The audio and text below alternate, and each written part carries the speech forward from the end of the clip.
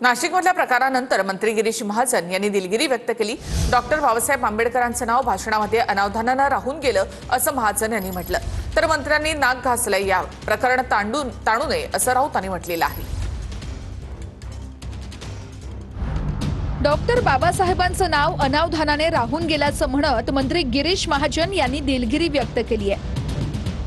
नाशिकमध्ये प्रजासत्ताक दिनानिमित्त दिलेल्या भाषणामध्ये डॉक्टर बाबासाहेब आंबेडकरांचं नाव न घेतल्यामुळे गिरीश महाजन यांच्यावर एका महिला कर्मचाऱ्यानं संताप व्यक्त केला होता।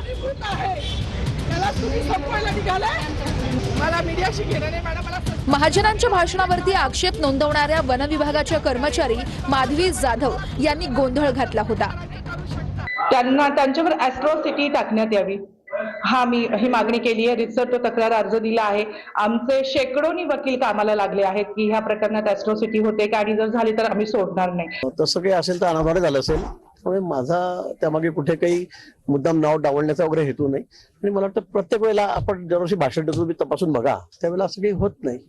तर यावेळेला त्यांना काही वाटायचं तर माझी दिलगिरी व्यक्त करतो मी। अनावधानाने एखादं नाव घ्यायचं राहून गेलं आणि म्हणून मला वाटतं त्याच्याबद्दल एवढं गोंधळ कशासाठी पण ॲट्रॉसिटी गुन्हा दाखल करा असं आपल्याला नाही म्हणतात। उलट त्यामुळे तुम्ही समाजामध्ये असं काही एक विषय पसरू नका, माझं असं म्हणणं आहे। त्यांना बाबासाहेब आंबेडकरांचं नाव घ्यायला लाजच वाटते, कारण संविधान निर्माण करत असताना सुद्धा बाबासाहेबांनी ते निर्माण करू नये।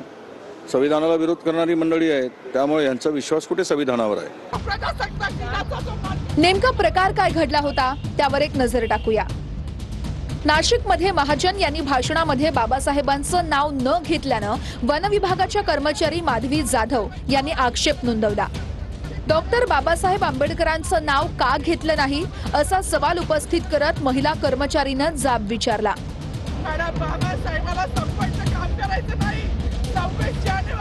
यावेळी कार्यक्रमात काही काळ गोंधळाचं वातावरण निर्माण झालं होतं। तर मंत्र्यांनी माफी मागितल्यानं प्रकरण ताणू नये असं संजय राऊत म्हणाले।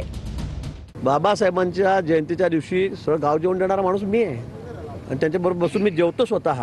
मला तुम्हीच दाखवा ना, 40 वर्ष झालं, माझं 1 वर्ष चुकलं का की अंगामध्ये या अशा निळ्या कलरचं शर्ट मी घातलं नाही। आता मंत्र्यांनी माफी मागितलेली आहे, नाक घासलेला आहे, ह्याच्यावरती आता फार विषय ताणू